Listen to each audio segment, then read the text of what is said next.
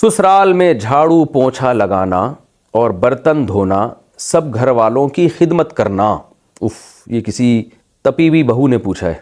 मेरे अब्बू ने रिश्ता करते हुए कहा था कि मेरी बेटियों ने ना कभी घर में झाड़ू दी ना कभी कपड़े धोए। हम लोगों ने घर में सिर्फ खाना बनाया है, वो भी अगर ज़्यादा मेहमान हो तो बाहर से आता है। यानी हमने घर में खाना बनाया सिर्फ अब्बा अम्मा वगैरह वगैरह के लिए, बाकी ज़्यादा मेहमान आते तो बाहर से खाना आता था। तो हमारे घर में काम वाले और ड्राइवर सब हैं। अच्छा, घर में काम वाले और ड्राइवर सब हैं, यानी नौकर चाकर रखे हुए, लैंड लॉर्ड फैमिली है। अब यहाँ ससुराल में ये रिवाज है कि गाड़ी में सामान औरतें रखेंगी, गाड़ी से सामान ख़वातीन निकालेंगी, गाड़ी औरत साफ़ करेगी, यहाँ तक कि बहू अपने शौहर के साथ इसके सारे ऊपर के 6-7 बहन भाइयों के काम भी करेगी। झाड़ू लगाना, पोंछा लगाना, बर्तन धोना, खाना पकाना, कपड़े धोना, सबकी इस्त्री करना। अगर किसी काम से मना करूं तो इस पर लड़ाई शुरू हो जाती है। हालांकि रिश्ता करते वक्त उन्होंने साफ कहा था कि हम कोई काम नहीं करवाएंगे, ये सारे काम करना मेरी इस्तिताअत से बाहर है। इस सूरत में मैं क्या करूं? एक बंदी। देखें, उसूली तौर पर तो औरत के ज़िम्मे है कि वो घर में काम काज में हाथ बटाए। मैं ये नहीं कह रहा कि एक औरत अपने 6-6, 8-8 नंदों के देवर और नंदों के कपड़े धोए, ये तो जुल्म है उसके ऊपर। कम अज़ कम अपने शौहर और अपने सास ससुर की खिदमत अखलाकी ज़िम्मेदारी है औरत की, ये उस पर अखलाकन लाजिम है। और जब जॉइंट फैमिली में रहते हैं तो काम डिवाइड होते हैं, सब मिलजुल के काम कर रहे होते हैं। एक दिन सबके लिए किसी एक ने खाना बना दिया तो दूसरे टाइम पे दूसरी बहू ने सबके लिए खाना पका दिया। तो ये सब मिलजुल के, जैसे हम सफ़र में जब जाते हैं ना तो काम को डिवाइड करते हैं। तबलीगी जमात में आप देख लेना 10-10 लोग जा रहे होते हैं, तो एक का काम होता है भाई कमरा साफ़ कर दो, एक का काम होता है भाई टमाटर ले आओ, एक का काम होता है जी आप आलू छील दो, एक का काम होता है जी आप खाना पका दो, बारियां तकसीम होती हैं। अब उसमें कोई तबलीग वाला ये कहे कि मेरे ज़िम्मे काम नहीं है, ये तो हमें बताया ही नहीं था कि तबलीग में निकल के काम भी करना पड़ेगा, हम तो तबलीग के लिए निकले। तो ये कहा जाएगा कि भाई ये तो अंडरस्टूड है, ये तो तयशुदा बात है कि जब इकट्ठे रहते हैं तो कामों को डिवाइड करना पड़ता है। तो जब भी लड़की रुखसत होकर ससुराल में जाती है तो जाहिर है घर में कुछ तो काम होते हैं ना, तो वो बाहर के काम मर्द के ज़िम्मे होते हैं और घर के काम औरत के ज़िम्मे होते हैं। जैसे हज़रत फ़ातिमा रज़ी अल्लाह ताला अन्हा को नबी ने हुक्म दिया घर के काम आप करोगी, बाहर के कामों के बारे में हज़रत अली को हुक्म दिया कि वो आप करेंगे। तो दोनों ही काम कर रहे होते हैं, मर्द भी औरत भी। तो नॉर्मली तो मुतवस्सित घरानों में यही होता है, और ये बहू पर इतनी खिदमत बहू के ऊपर लाजिम है शरीयत में कि वो बिल्कुल हाथ पे हाथ रख के ना बैठ जाए, बल्कि घर के फ़र्द की तरह रहे। जैसे सब खिदमत कर रहे हैं तो वैसे खिदमत करे, लेकिन उसमें इतना बोझ उसके ऊपर डालना कि चलो ठीक है, कभी इज्तिमाई खाना उसने बना लिया, कभी किसी और ने बना लिया। ये कि अब इकलौती बहू है, अब वो जनाब रोज़ाना 6-6 देवरों के खाने पका रही है सुबह दोपहर शाम, तो ये जुल्म है, ये बिल्कुल जायज़ नहीं है। क्योंकि इज्तिमाई जब रहते हैं तो इज्तिमाई में सब एक दूसरे का ख्याल कर रहे होते हैं। ये नहीं होता कि एक ही पे सारा बोझ डाल दिया जाए, जैसे ऐसा नहीं होता कि अब तबलीग जमात में निकलते हैं तो एक ही आदमी पे सारा बोझ डाल दिया जाए। या कोई भी पिकनिक के लिए, तफरी के लिए जब सब लोग इकट्ठे निकलते हैं तो सब काम एक दूसरे में डिवाइड कर रहे होते हैं। तो बहू पे इतना बोझ डाल देना कि वो हर एक के खाने बनाएगी, हर एक के कपड़े धोएगी, ये तो बिल्कुल ही गलत है।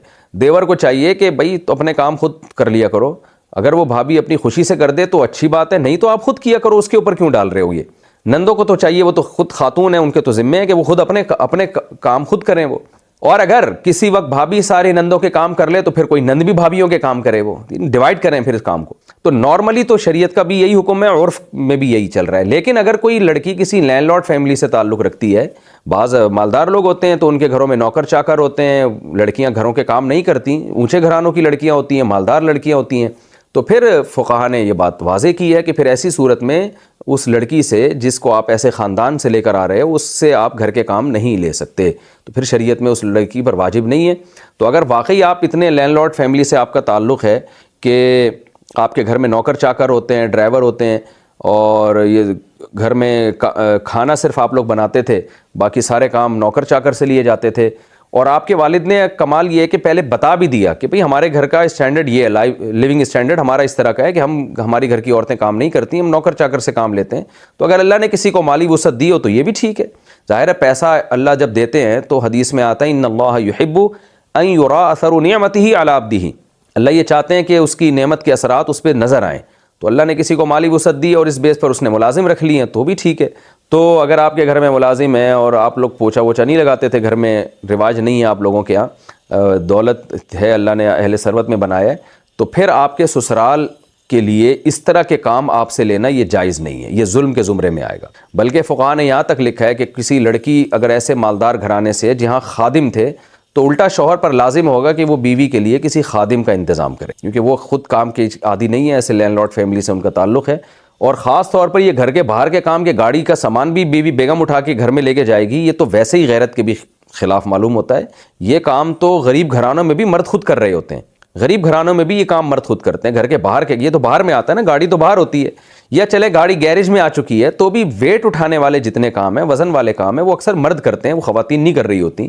تو اس لیے اگر آپ لینڈ لارڈ فیملی سے آپ کا تعلق ہے تو پھر شوہر کے لیے آپ سے پوچھا لگوانا، جھاڑو لگوانا اور برتن دھلوانا یہ سب چیزیں جائز نہیں ہیں۔ اس خاص کنڈیشن کی بات کر رہا ہوں، ایسا نہ ہو کہ ساری دنیا کی ساری بہویں بالکل اپاہج ہو کے بیٹھ جائیں کہ کوئی لازم نہیں ہے، تو بہت ہی کوئی لینڈ لارڈ فیملی سے تعلق ہے تو ٹھیک ہے، ورنہ نارملی تو یہ سب چیزیں سب کر رہے ہوتے ہیں اور سب پر اخلاقی ذمہ داری بھی ہے۔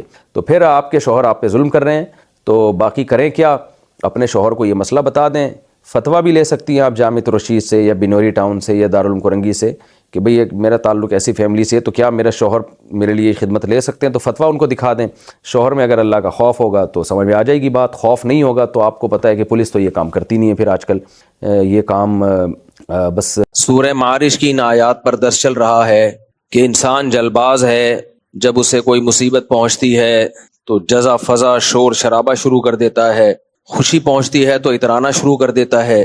لیکن کچھ لوگ ایسے ہیں جن میں کچھ علامتیں پائی جاتی ہیں، تو وہ علامتیں جن میں پائی جائیں وہ ایسے نہیں ہوتے، وہ غموں میں صبر کر لیتے ہیں اور خوشیوں میں شکر کرتے ہیں۔ وہ ان میں پہلی علامت اللہ نے بیان کی الا المصلین الذین هم علی صلاتهم دائمون، سب سے پہلی علامت کہ وہ نماز پڑھتے ہیں اور اپنی نماز کو پابندی سے قائم کرتے ہیں۔ قرآن مجید جو ہے وہ مثالوں کے ذریعے نا اصول اور ضابطے سمجھاتا ہے۔ اصل میں قرآن کا دعویٰ یہ ہے کہ یہ وہ لوگ ہیں جن کا اللہ سے بڑا گہرا تعلق ہے، اللہ سے گہرا رشتہ ہے۔ تو جب آپ کا اللہ سے گہرا رشتہ ہوتا ہے تو پھر آپ کی زندگی بہت ہی بیلنس ہوتی ہے۔ دیکھیں آج کل ڈاکٹر ہر چیز میں کہتے ہیں نا کہ ایک بیلنس ڈائٹ ہونی چاہیے، بیلنس لائف ہونی چاہیے۔ بیلنس کو اردو میں کہتے ہیں اعتدال، ایک معتدل زندگی۔ تو دنیا میں سب سے کامیاب انسان وہ ہے جس کی ہر چیز میں اعتدال ہو۔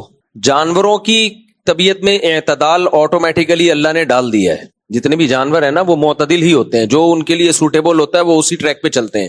انسان کو چونکہ اللہ تعالیٰ نے دماغ بہت زیادہ دیا ہے تو یہ 1.5 ہوشیار بننے کی کوشش کر لیتا ہے بعض دفعہ 1.5 ہوشیار، یا تو یہ ایک طرف بہت زیادہ چلا جائے گا یا یہ دوسری طرف چلا جائے گا۔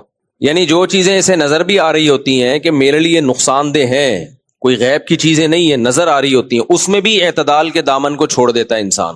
اب دیکھیں میں ڈائٹ کی مثال دیتا ہوں نا، ڈائٹ کا تعلق تو ہماری صحت سے ہے، مادی زندگی سے ہے۔ تو مادی زندگی کو اگر آپ مینٹین رکھنا چاہتے ہیں اور آپ یہ چاہتے ہیں کہ آپ کی ہیلتھ اچھی رہے، صحت اچھی رہے، تو اعتدال والی خوراک ہے یا افراط و تفریط والی خوراک؟ اعتدال والی خوراک۔ مثال کے طور پر ہماری باڈی کو پروٹین بھی چاہیے، تو اب آپ پروٹین کھائے چلے جا رہے ہو، صبح شام انڈے گوشت کے علاوہ کچھ کھا ہی نہیں رہے، تو ہو سکتا ہے آپ پروٹین کا ایک ڈبہ بن جاؤ، بہت سارے نقصانات آپ کی باڈی میں اتنے سارے ہوں گے۔ پھر آپ نے کہیں فضائل سنے کہ جی سبزیاں کھانی چاہیے، ان میں وائٹامنز ہوتے ہیں، منرلز ہوتے ہیں، تو آپ نے صرف آلو پیاز ٹماٹر ہی پھوڑنا شروع کر دیے، انڈے گوشت موشت دودھ مود آپ کی فہرست سے بولو نکل گئے، تو بھی نقصان دہ، آپ باریک سے ہو جاؤ گے، یعنی گوشت نہیں ہوگا، فیٹ ویٹ ہی ہوگا آپ کے اندر، اور چہرہ بے رونق ہو جائے گا۔ جو ویجیٹیرین ہوتے ہیں نا، ویجیٹیرین، ان کے چہرے پہ رونق نہیں ہوتی ہے، خوب سمجھ لو، چہرہ ہمیشہ گوشت خوروں کا ہوتا ہے با رونق، فیٹ کھانے والوں کا، ملائی پھوڑنے والوں کا۔ ملائی کھائی نہیں جاتی، ملائی پھوڑی جاتی ہے۔ میرے گھر والے دودھ میرے سے چھپا کے رکھتے ہیں آج بھی، جیسے ہی دودھ گرم ہونا اور اس کے اوپر ملائی آ جائے، ملائی جو اوپر تیر رہی ہوتی ہے، تھوڑا سا ٹھنڈا ہو، تھوڑی سی ہو تاکہ ذرا صحیح طرح جم جائے، تو پھر میرے گھر والے انہوں نے پاسورڈ لگایا ہوا ہے دیگچی کے ڈھکن پہ، کیونکہ ان کو پتا ہے کہ یہ نہیں چھوڑے گا، تو وہ اس کا ایک الگ لذت ہوتی ہے۔ فریج کی ملائی نہیں، فریج کی جمی ہوئی وہ بیکار ہے، جو ایسے دودھ بوائل ہوا ہو اور اس پہ پھر ملائی تازہ آئی ہوئی ہو، وہ اتارنے کا ہی اپنا ایک منظر ہوتا ہے یار، بڑا ٹائٹ، ایسے زبردست اسٹائل سے اس کو اتار کے جب آپ پلیٹ میں ڈالتے ہیں اور چمچ سے پھوڑتے ہیں یا کسی بھی چیز سے، تو وہ بہرحال بیان سے ہٹ گیا ہوں میں ڈاکٹر کہتے ہیں وہ نقصان دہ وغیرہ وغیرہ، تو ہاں بات سبزی پہ چل رہی تھی، اس میں ملائی آ گئی نا تو میں نہیں چھوڑتا۔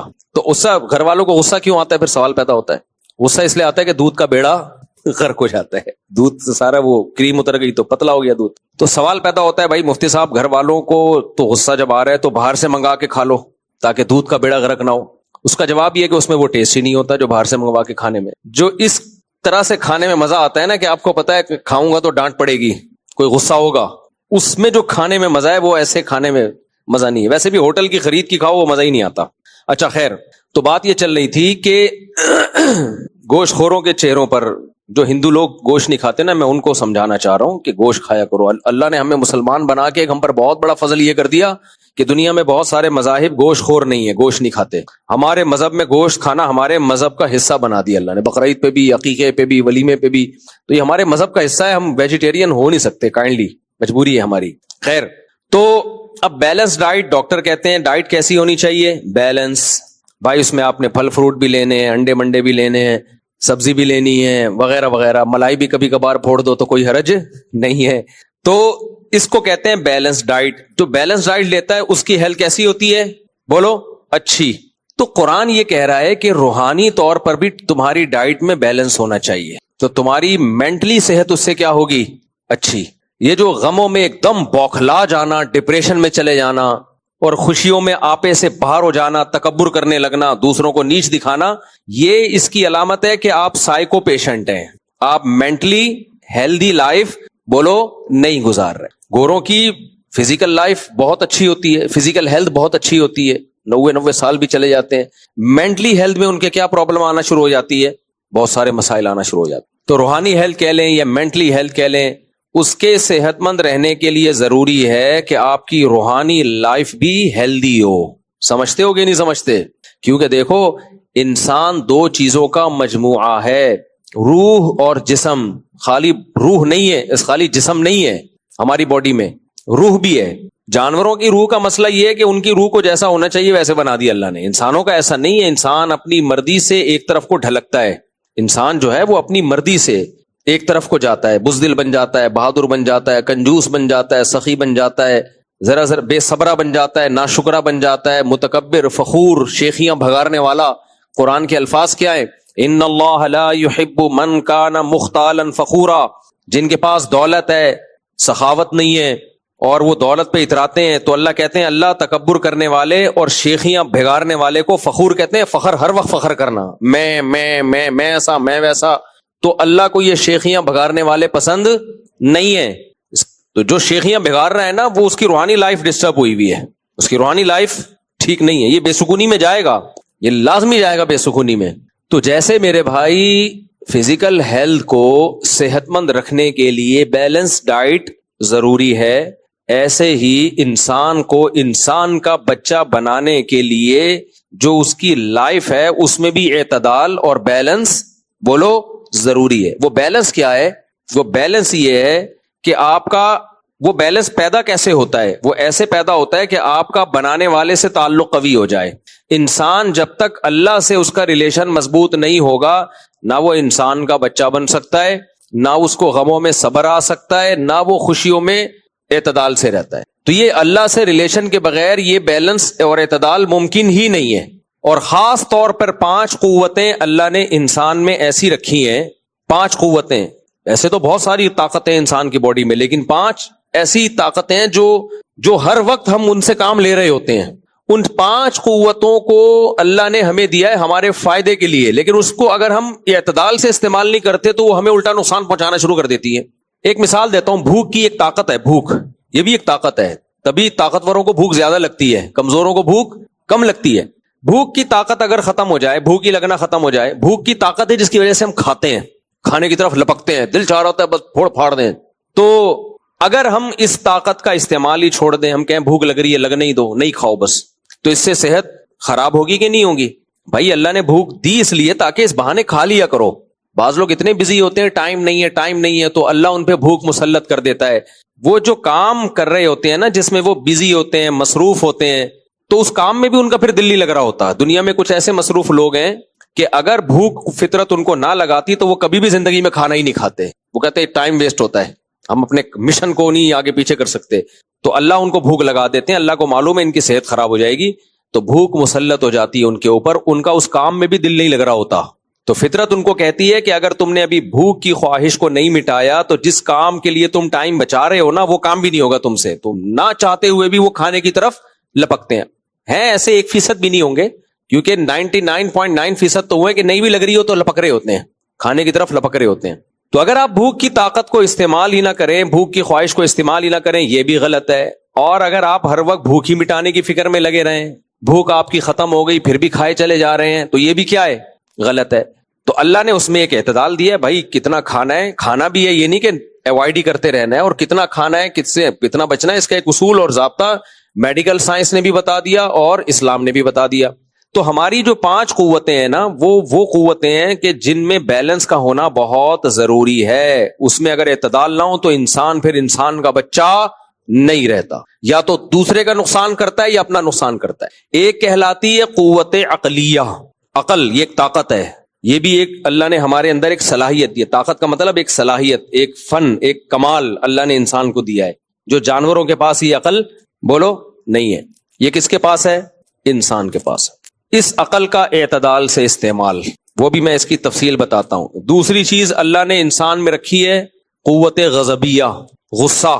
اگر کسی میں غصہ بالکل ہی ختم ہو جائے, لوگ کھا جائیں گے اس کو. تھوڑا سا انسان ڈر رہا ہوتا ہے کہ یار اگلے کو غصہ بھی, کمزور سے بھی ڈرتا ہے تھوڑا سا کہ بھئی یہ بھی ایک وقت تک برداشت کرے گا, غصہ آ گیا تو پھر اس کا میٹر گھوم جائے گا. ایک صاحب کو میں نے کہا وہ تو بڑا کمزور ہے, آپ اس سے لڑتے کیوں نہیں؟ انہوں نے کہا بھائی وہ بےزتی بہت کر دیتا ہے, غصے میں جب آتا ہے نا, تو میں اپنی بےزتی سب کے سامنے کرانا نہیں چاہتا. تو ڈرتے ہیں لوگ بھائی غصے میں تو وہ کچھ بھی کر دے گا. یہ قوت غضبیہ ہے جو اللہ نے انسان میں رکھی ہے. ایک ہے محبت, یہ بھی قوت ہے, بہت سارے کام آپ سے کرا لیتی ہے محبت. بعض دفعہ انسان کو محبت ہوتی ہے, محبوب کو خوش کرنے کے لیے بہت سارے کام کر دیتا ہے, محبت نہ ہو تو سوال ہی پیدا نہیں ہوتا, کچھ بھی نہیں کرے گا. آپ کو کہا کہ بھئی ایزی لوڈ کروا دو, غفار نے بولا کرواؤ گے آپ, جمشید نے بولا کرواؤ گے, محمود نے بولا کرواؤ گے. محمودہ بولے گی تو فوراً 500 کا بیلنس بولا تھا 1000 کا بیلنس ڈالو گے آپ, کیا خیال ہے بھائی؟ تو محبت بہت سے کام کرا دیتی ہے انسان کو, اولاد کی محبت, بیوی کی محبت, ماں باپ کی محبت. ہم بہت سارے حقوق جو ادا کر رہے ہوتے ہیں, یہ صرف قانون کی وجہ سے نہیں, یا صرف شریعت کے کہنے میں نہیں, بلکہ اس میں اپنے دل کی محبت کا بھی بہت دخل ہوتا ہے. دل کی محبت کا بہت دفعہ شریعت نہیں بھی کہہ رہی ہوتی, ہم محبت میں کام کر رہے ہوتے ہیں.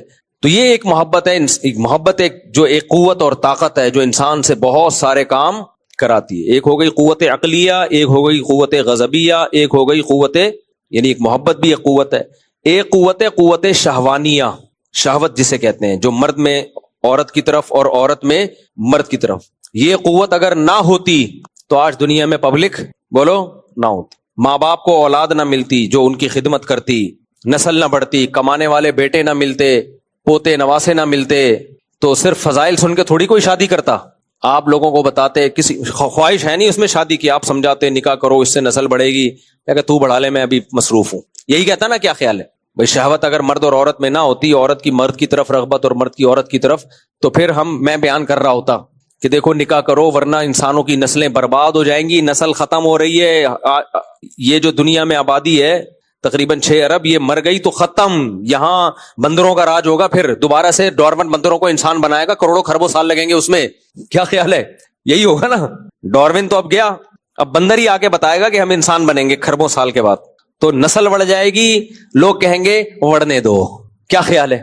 لوگ کہیں گے کیوں ہم خرچے پالیں اپنے ذمے, ایک عورت کا پھر بچوں کا, بس صحیح ہے انجوائے کر رہے ہیں لائف کو. لیکن ابھی آپ کے اندر شہوانی جذبات ہیں, جیسے ہی میں شادی کی بات کرتا ہوں آپ جنت جہنم پہ اتنا نہیں بھڑکتے, شادی کی بات سنتے ہی آپ کے دل کی دھڑکنیں تیز ہو جاتی, ایک دم پورے ہلنا شروع ہو جاتے ہو, اور بولتے ہو بس یہی ٹاپک چلاؤ, اب کوئی دوسرا ٹاپک ہی نہیں ہوگا. تو یہ کیا ہے؟ یہ قوت شہوانیہ ہے جو مرد اور عورت میں اللہ نے مسلط کی ہے. جیسے بھوک مسلط کی ہے, بھوک ختم ہو جائے, ہوٹلوں کا بزنس بولو ختم, چاہے تیری میری بریانی کا ہو, وہ جو ہم ربن کاٹ کے آئے, یا کسی میری تیری بریانی کا ہو, آڑی ترچھی بریانی ہو, ٹیڑھی میڑھی بریانی ہو, سیدھی سادی بریانی ہو, کوئی بھی ہو, کچھ بھی نہیں چلے گا بزنس. بھوک مجبور کرتی ہے ہم پیسہ خرچ کریں, روٹی خریدیں, گوشت خریدیں, بریانی خریدیں, برگر خریدیں. تو یہ سب بھوک اور پیاس ہمیں مجبور کرتی ہے. تو یہ جو چوتھی چیز ہے یہ ہے قوت شہوانیہ, یہ بھی انسان کے اندر اللہ نے قوت رکھی ہے. 5ویں چیز ہے قوت, یعنی محبت کے اپوزٹ میں بیان کرنا چاہیے, بغض اور نفرت. محبت کے اپوزٹ کیا ہے؟ بغض اور نفرت. یہ نفرت بھی بہت سارے کام کراتی ہے انسان سے, کچھ پازیٹو اور کبھی نیگیٹو. پازیٹو بھی بہت کراتی ہے نفرت. مظلوموں پر ظلم ہوتا ہوا جب انسان دیکھتا ہے تو نفرت کس سے پیدا ہوتی ہے؟ ظالم سے. یہ نفرت نہ ہوتی تو اس کے خلاف خالی فتوے سن کے اور شریعت کی موٹیویشن سے کام نہیں ہوتا. نفرت کے ایک جذبات پیدا ہوتے ہیں. تبھی تو لوگ ہم سے کہتے ہیں غزہ میں جو ظلم ہو رہا ہے مفتی صاحب فتوا دو. اب دیکھو فتوا نکلوا رہے ہیں خود سے. کیا خیال ہے؟ صحیح ہے, اچھا جذبہ ہے یہ لوگوں میں. بھائی آپ کیوں نہیں دے رہے؟ دے چکے ہیں بہت سے لوگ فتوا, بڑے بڑے علماء, ہم بھی اور سب لوگ دے چکے ہیں. لیکن پھر بھی لوگ کہتے ہیں بار بار دو, بار بار دو. کسی اور ٹاپک پہ تو نہیں کہتے مفتی صاحب بار بار فتوا دو کہ سود حرام ہے. کیوں نہیں دے رہے فتوا؟ بار بار دو فتوا. مفتی صاحب بار بار فتوا دو کہ اکٹھی 3 طلاقیں ناجائز ہیں. بار بار نہ نہ نہ. بھائی ایک قوم پہ ہم ظلم ہوتا ہوا دیکھ رہے ہیں, جذبات بھڑکتے ہیں تو ایک دم ظالم کے خلاف نفرت کے جذبات پیدا ہوتے ہیں. وہ جذبات ابھارتے ہیں انسان کو. بھائی اس پہ کام ہونا چاہیے. ظالم کو پکڑو, جا کے مارو اس کو, روکو اس کو, بائیکاٹ کرو اس کا. تو یہ کام کون کرا رہا ہے؟ نفرت, بغض. سمجھتے ہو کہ نہیں سمجھتے؟ اور حقیقت ہے شریعت میں جیسے محبت کے فضائل ہیں نا, نفرت کے بھی بڑے فضائل ہیں اگر وہ صحیح جگہ پر ہو. اگر صحیح جگہ پر ہو تو شریعت میں جیسے محبت کے فضائل ہیں ایسے ہی بولو نفرت کے بھی ہیں. اسلام ہمیشہ محبت کا درس نہیں دیتا, بہت جگہوں پر نفرت اور بغض کا درس دیتا ہے. تبھی حدیث میں آتا ہے کہ الحب فی اللہ والبغض فی اللہ. جو اللہ کی نظر میں سب سے کامیاب ترین لوگ ہیں نا, جن کو اللہ اپنے عرش کے سائے میں جگہ دے گا, ان میں وہ لوگ بھی ہیں جو محبت بھی اللہ کے لیے کریں اور بغض بھی اللہ کے لیے کریں. قرآن کیا کہتا ہے؟ رحماء اشداء علی الکفار رحماء بینہم. صحابہ کی صفت بیان کی. یہ کافروں پہ, جو جنگ لڑنے والے کافر ہیں وہ مراد ہیں, جو میدان جنگ میں لڑتے ہیں مسلمانوں سے, ان پہ بہت سخت ہیں, یہ نرم نہیں ہے, ان پہ ترس نہیں آتا ان کو. اور رحماء بینہم, آپس میں کیا ہے؟ رحم دل. ظالم پہ ترس آنا یہ بے موقع ہے. تبھی جو ڈاکوؤں کو پکڑ کے کوٹ رہے ہوتے ہیں اور جو ان کو بچا رہے ہوتے ہیں نا, میرا دل چاہتا ہے بچانے والے کو بھی اسی کے ساتھ لٹا کے کوٹو. یہ بے موقع ترس آ رہا ہے آپ کو.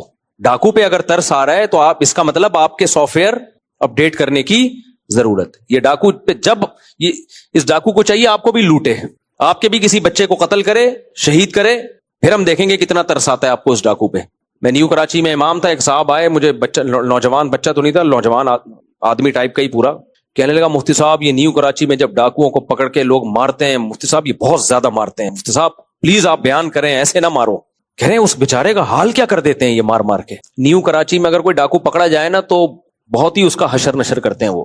تو میں نے ان سے کہا, میں نے کہا ٹھیک ہے میں بیان کروں گا, ڈاکوؤں کو پھولوں سے مارا کریں, پیار سے مارا کریں, یوں یوں کر کے ایک یوں چماٹ مارا کریں ڈاکوؤں. خدا کے بندے, ڈاکوؤں نے کتنے, جب جوان بیٹوں کی لاشیں گھر میں آتی ہیں جن کو ڈاکوؤں نے مارا ہوتا ہے, ماں باپ پہ کیا قیامت گزرتی ہے. جوان بیویوں کے جوان شوہر, جب جوان عورتیں بیوہ ہوتی ہیں, ہوا نا سویڈن سے میاں بیوی کا جوڑا آیا ادھر عید کے موقع پہ, اور ڈاکوؤں نے مار دیا اس بیوی کے سامنے اس کے جوان شوہر کو اور ایک چھوٹا بچہ. وہ بچہ بھی اپنے باپ کی لاش کو تڑپتا ہوا دیکھ رہا ہے. کیا گزری کہ ساری زندگی کے لیے وہ مینٹلی وہ متاثر ہو گیا. اب سامنے اپنے بچہ باپ کو تڑپتے ہوئے دیکھ رہا ہے اور بیوی اپنے شوہر کو تڑپتے ہوئے دیکھ رہی ہے. اور اس ڈاکو پہ ہمیں سمجھایا جا رہا ہے کہ کیا کھاؤ.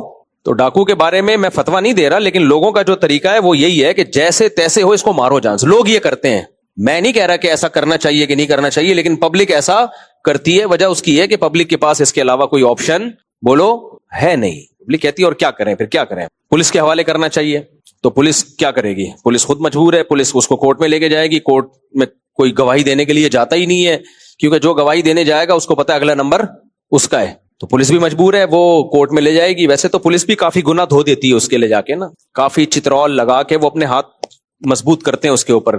ایکسرسائز جس پولیس والے نے بھی کرنی ہوتی ہے نا, ہاتھوں کی, چماٹوں کی, وہ شادی کے لیے تیاری کر رہے ہوتے ہیں کہ جب ہم پٹیں گے تو پھر ہم, وہ ایک آئے تھے نا میم آئی تھی کہ ایک آدمی سینڈل خرید رہا ہے بیوی کے لیے, پہلے اپنے یوں ایسے ایسے مار کے دیکھتا ہے. تو دکان والے نے پوچھا کہ یہ کیا چیک کر رہا ہے؟ کہہ رہا ہے چیک کر رہا ہوں, بعد میں مجھے ہی پڑے گی نا, تو برداشت کر لوں گا کہ نہیں کر لوں گا برداشت. خیر, تو یہ ہے قوت غضبیہ یا نفرت یا بغض. اور بھی قوتیں ہیں, لیکن انسان کی زندگی میں سب سے زیادہ کردار ان قوتوں کا ہے. تو ان قوتوں میں بیلنس سمجھتے ہو, اعتدال. ہم عقل سے شروع کرتے ہیں. عقل کا ایک ہے بالکل ہی استعمال نہ کرنا. تبھی قرآن بار بار کہتا ہے افلا تعقلون, تم عقل سے کام کیوں نہیں لیتے. اب مشرک لوگ, غیر مسلم لوگ عقل سے بالکل کام لیتے ہی نہیں ہیں. ڈاروین نے ان کو بول دیا ہم بندر سے بنے ہیں. ابے بندر کس سے بنا ہے؟ بندر پتہ نہیں کس سے بنا ہے. وہ کس سے بنا ہے؟ وہ ایک سیل سے بنا. ابے یہ آنکھ خود بخود کیسے بن گئی بھائی؟ یہ کیسے ہو گئی؟ پاگلوں والی باتیں کر رہے ہو. مالکم کیف تحکمون, تمہیں کیا ہو گیا؟ کھوپڑی استعمال نہیں کرتے. قرآن ان لوگوں سے کہتا ہے आंख एक बेहतरीन डिजिटल कैमरा है, इवॉल्व होके ये। अच्छा, मैं बार बार एक बात कहता हूं, एथियस और मुल्हिद लोग ना आपको इस जिंदगी के शुरू में तो फंसा देते हैं, ले जाते हैं, लेकिन जो असल सवाल है उसको पी जाते हैं हमेशा। जैसे अहले हदीस लोग जब 3 तलाक की बात आएगी ना, वो घुमाते हैं, आपको घुमाते हैं। जो असल हमारा क्वेश्चन है उसको पी जाते हैं कि हजरत उमर ने हलाल को हराम कैसे कर दिया, यानी 3 तलाक को एक करार देकर जिसके लिए हलाल बीवी थी उस पर हराम कर दी, जिसके लिए हराम थी उसके लिए हलाल कर दी। ये सियासत थोड़ी है, तो दीन में तहरीफ है। आप ये बोलो कि हजरत उमर ने दीन में तहरीफ की और सारे सहाबा ने ठंडे पेटों उस तहरीफ को बर्दाश्त कर लिया, तो ये बोलो ना, मुंह से फूटो ना। आपको शर्म क्यों आ रही है ये बोलते हुए? बोलो ताकि हमें पता चले आपका दावा क्या है। लेकिन अहले हदीस बहुत घुमाएगा बात को तलाक के मसले में, इस बात का जवाब क़यामत तक नहीं देंगे, बल्कि वो घुमाएंगे तुम्हारे फलां देवबंदी ने भी 3 को 1 कहा, फलां ने अबाब, सारे देवबंदी भी बोल दें हमारी सेहत पे इससे फर्क नहीं पड़ता, हमने कलमा अल्लाह के रसूल का पढ़ा है सल्लल्लाहु अलैहि वसल्लम, और सहाबा ने सबसे पहले दीन को समझाए। तो आप हमें क्या समझते हो? हम देवबंदी का हमारे साथ अगर दुम लगी हुई है तो क्या हम कुरान और सुन्नत छोड़ देंगे? तो आप 100 देवबंदियों के हवाले भी दे दो, हम नहीं मानेंगे। आप मेरे शेख के हवाले ले आओ, मुफ्ती अब्दुल रहीम साहब हैं, मुफ्ती रशीद अहमद साहब हैं, फिर भी नहीं मानेंगे, क्योंकि हमने इस पे रिसर्च की है। भाई रिसर्च एक चीज पे होती है तो कौन मानता है? तो घुमाते हैं बातों को, घुमाते हैं। ऐसे ही मुल्हिद वो भी घुमाते हैं बातों को, बिदअती वो भी क्या करता है, बात को घुमाता है। आज एक साहब आए, वो कहने लगे कि मैं नहीं मानता सहाबा को, इस तरह की कोई बात कर रहे थे। तो मैंने कहा कि आपके सहाबा के नाम मानने से पता है होगा क्या? आप बोलो मैं कुरान को नहीं मानता, सीधा सीधा। ये तकल्लुफ करने की जरूरत नहीं है कि मैं मुसलमान हूं और मैं सहाबा को नहीं मानता। कह रहे हैं क्यों भाई? मैंने कहा भाई ये कुरान हमें पहुंचा कहां से है? सहाबा से पहुंचा है। और किसने पहुंचाया? ये एक जम्मे गफीर है। अगर हम कहें 2-4 अफराद ने पहुंचाया है, तो 2-4 अफराद का पहुंचाया हुआ तो मशकूक होता है, उस पर तो फिर कैसे आपको इत्मीनान होगा? 2-4 आदमियों की खबर पे 100% यकीन थोड़ी हो सकता है, चाहे वो कितना ही सिका हो, उनसे गलती का इम्कान हो सकता है। ये तो जम्मे गफीर से कुरान पहुंचा है, तो हम कहते हैं इसमें तहरीफ का कोई इम्कान सिरे से है ही नहीं, क्योंकि मुतवातिर खबर में तो कोई उंगली उठा ही नहीं सकता। और मैंने कहा कि भाई अगर आप अबू बकर को नहीं मानते, कितने सवाल होंगे, नबी ने अपने मुसल्ले पे क्यों खड़ा किया अबू बकर को?